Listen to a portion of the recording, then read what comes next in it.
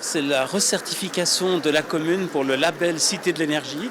C'est un label qui est décerné aux communes qui s'engagent particulièrement sur les enjeux de l'énergie. Et pour avoir ce label, il faut répondre à un catalogue de critères. Lesquels? Alors les critères sont fixés par l'association. Il y a aujourd'hui environ 450 communes labellisées Cité de l'énergie. On doit être certifié tous les 4 ans. Et il faut faire au moins 50% de tous les points possibles. Et Prangin a obtenu les 2/3 de ces points, donc c'est un très beau succès. Prangin, bon élève ou pas? On peut voir toujours le verre à moitié vide ou le verre à moitié plein. Le simple fait que Prangin a une démarche, c'est bien. Mais ça suffit pas. Ça ne suffit pas, on n'arrivera pas encore. La démarche actuelle ne suffit pas pour être durable, mais elle est sur la voie de la durabilité. La politique climatique de Prangin vise essentiellement à diminuer sur le territoire communal les émissions de CO2. Et également à favoriser la biodiversité. Et ça dans le domaine du bâti, les bâtiments communaux par exemple, dans le domaine de la mobilité, toute une série de mesures que nous pouvons prendre pour favoriser la mobilité douce, les transports publics, etc. Mais nous avons aussi des mesures qui sont déployées pour inciter les citoyens pranginois à prendre des mesures en faveur du climat. C'était d'ailleurs le message qu'on retient de la conférence de ce soir. Chaque petit geste compte. Absolument. Et c'était un petit peu l'idée, effectivement, d'aider les citoyens dans leur démarche en faveur du climat.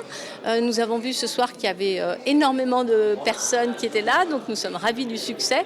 Et ça veut dire qu'il y a un véritable intérêt, une véritable volonté aussi de beaucoup de citoyens pranginois de nous accompagner dans ce programme que nous avons appelé « Agir ensemble pour le climat ».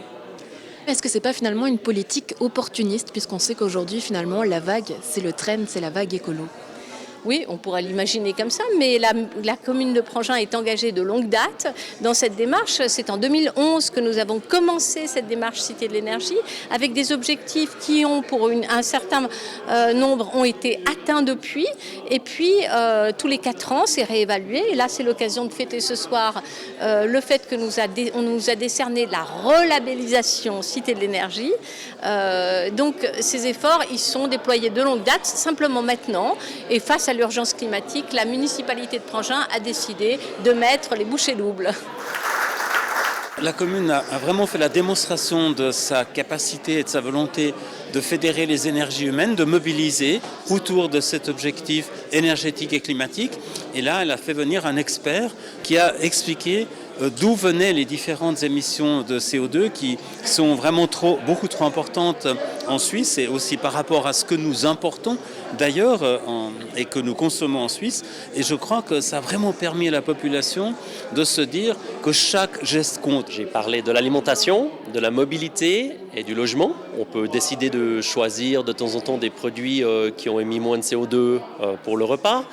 On peut de temps en temps prendre le train au lieu de la voiture, ou on peut de temps en temps décider de baisser par exemple la température de chauffage de sa maison. Ce sont tous des gestes qui chaque jour contribuent à réduire les émissions de CO2. On a l'impression que c'est sans arrêt les mêmes exemples qui reviennent. Donc pourquoi est-ce qu'on reprend ces exemples-là alors qu'on parle d'urgence climatique ?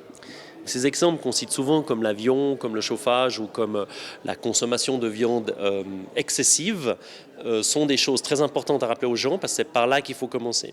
Une fois que les personnes ont fait des efforts sur ces postes-là, elles peuvent commencer à regarder les autres postes pour continuer à réduire leur impact environnemental. Tous les gestes qu'on fait maintenant pour réduire l'empreinte carbone, ce n'est que dans 20, 50, 100 ans qu'on verra les bénéfices. Donc là, on travaille vraiment pour les générations futures.